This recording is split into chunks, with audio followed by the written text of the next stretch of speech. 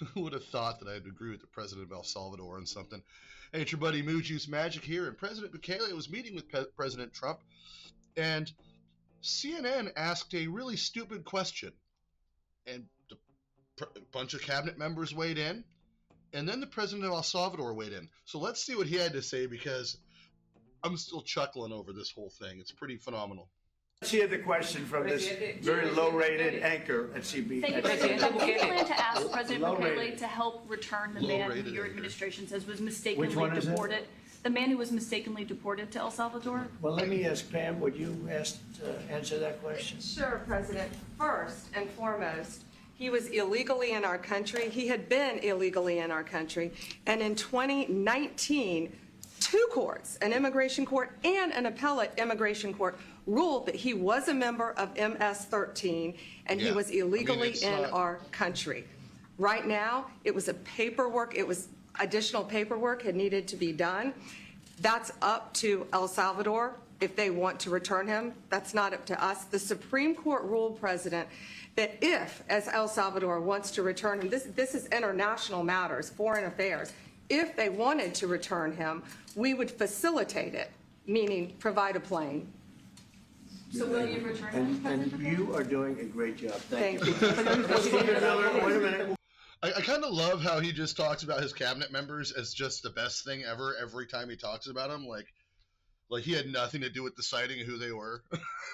We all know what he means. Come on, Trump. Can you just also respond to that question? Because it's asked by CNN, and they always ask it with a slant. Because they're totally slanted because they don't know what's happening. That's why nobody's watching them. But would you answer that question also? Yes, gladly. So, as Pam mentioned, there's an illegal alien from El Salvador. So, with respect to you, he's a citizen of El Salvador. So, it's very arrogant even for American media to suggest that we would even tell El Salvador how to handle their own citizens as a starting point. Exactly. As two immigration courts found that he was a member of MS-13. When President Trump declared MS-13 to be a foreign terrorist organization, that meant that he was no longer eligible under federal law, which I'm sure you know, you're very familiar with the INA, that he was no longer eligible for any form of immigration relief in the United States. Exactly. So he had a deportation order that was valid, which meant that under our law, he's not even allowed to be present in the United States and had to be returned because of the foreign terrorist designation. This issue was then, by a district court judge, completely inverted, and a district court judge tried to tell the administration that they had to kidnap a citizen of El Salvador and fly him back here. That issue was raised to the Supreme Court, and the Supreme Court said the district court order was unlawful, and its main components were reversed 9-0 unanimously, stating clearly that neither Secretary of State nor the President could be compelled by anybody to forcibly retrieve a citizen of El Salvador from El Salvador, who again is a member of MS-13, which, as I'm sure you understand, rapes little girls, murders women, murders children, is engaged in the most barbaric activities in the world. And I can promise you, if he was your neighbor, you would move right away. So you don't plan to ask? To be fair, I do have a couple friends that are in MS-13 that I met just like growing up, and they were not the greatest dudes. But around here, it's a little different. If you go further down south and stuff, or in other parts, it gets really wild what those guys will do. But when you're talking about what happens in El Salvador and things like that, you know, it's not great. It's horrific stuff. Now look at President Bukele here. I have never understood the fashion of having your pants hiked up so high to show your socks when you sit down. I know it's the trend and how you're supposed to wear a suit. Aside from that, he's very sharply dressed. Supreme Court's asking to... Look at the look of his face. In the Supreme Court, Steve, was it 9-0? Yes, it was a 9-0 in our favor. In our favor, against the district court ruling, saying that no district court has the power to compel the foreign policy function of the United States. As Pam said, the ruling solely stated that if this individual, at El Salvador's sole discretion, was sent back to our country, that we could deport him a second time. Well, no version of this legally ends up with him ever living here because he is a citizen of El Salvador. That is the president of El Salvador. Your questions about it, per the court, can only be directed to him. I asked President Bukele, can President Bukele weigh in on this? Do you plan to return him? Well, This is where it gets it. suppose you're not suggesting that I smuggle a terrorist into the United States. It's always How can I return him to the United States? Like, I smuggle him into the United States? Of course, I'm not gonna do it. It's like, I mean, the question is preposterous. How can I smuggle a terrorist into the United States? I don't have the power to return him to the United States. But you could release him inside El Salvador. Yeah, but I'm not releasing, I mean, we're not very fond of releasing terrorists into our country. We just turned the murder capital of the world into the safest country of the Western Hemisphere. And Yeah. you want us to go back into releasing criminals so we can go back to being the murder capital of the world? No, that's not going to happen. And that's the thing. The crazy part about El Salvador is it was insanely violent. It was like Chicago on heroin or on crack or whatever makes me go faster. Meth. It's like Chicago on meth. It was an insanely unsafe place. So people got so mad that they elected this guy over an idiot that was running it for a long time. And President McKinley had to use the military to fight these guys. He had to weaponize his military in his own country to capture these people. And now they have the craziest supermax penitentiary that you have ever seen. It's absurd how crazy their prison is there. And this guy has done a bang-up job of keeping his country safe, and he's trying to say the same thing. Look at the grin on his face, knowing how stupid this leftist ideology is that he understands because he's been there. He's done that. He's had to do the fight. He's had to endure the threats and all the things against his family and all that. And watching his people suffer every day because his country wasn't doing their job until he took over. And now it's one of the safest places everywhere.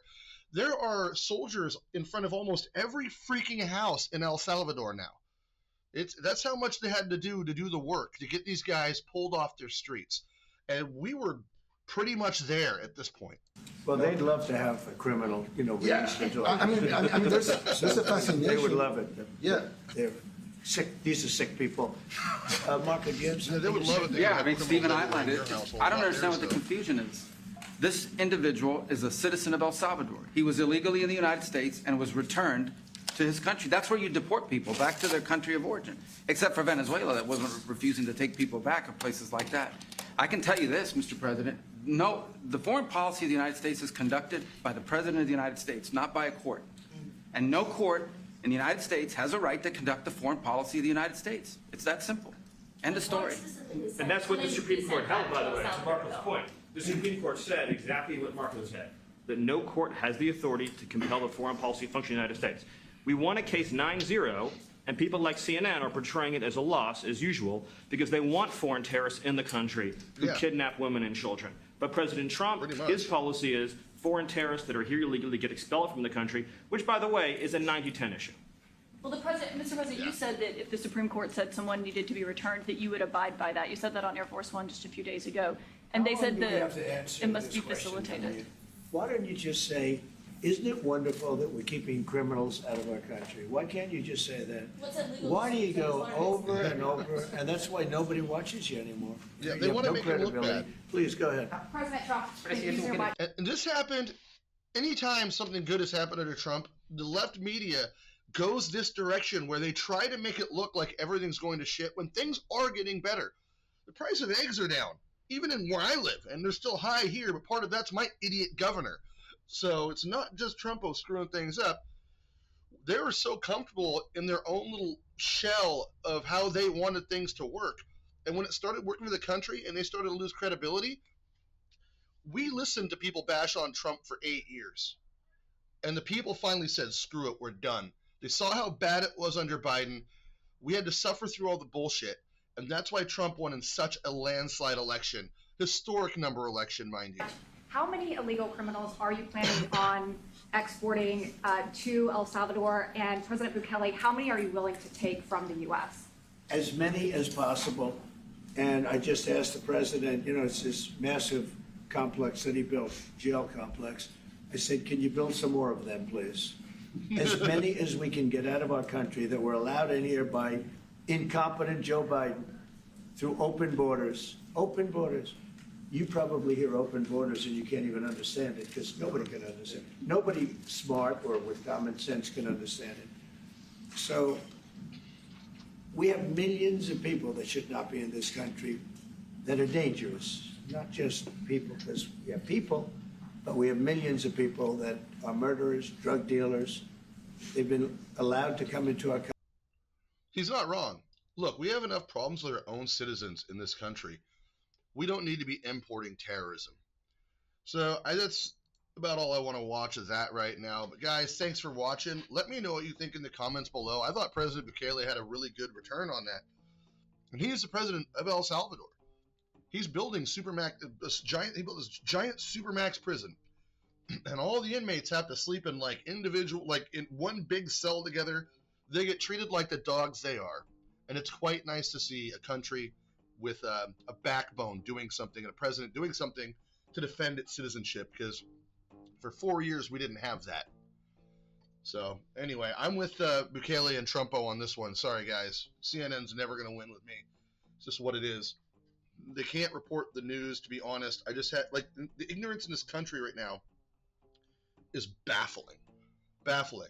I just did a video on how some chick said good morning was racist, and people came out of the woodworks to support her in the comments, which tells you how stupid the American people have become on some levels.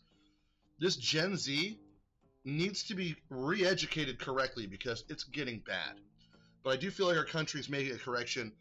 I know that at least my kids and a lot of their friends are starting to wake up and haven't taken the blue pill. They've definitely tried to figure it out. They realize the BS they're being taught, because parents are finally starting to teach their kids yet again the correct way to be. Anyway, I'm Ujis Magic. Like, follow, share, subscribe. Please comment down below. I love you in the face, and I will catch you next time.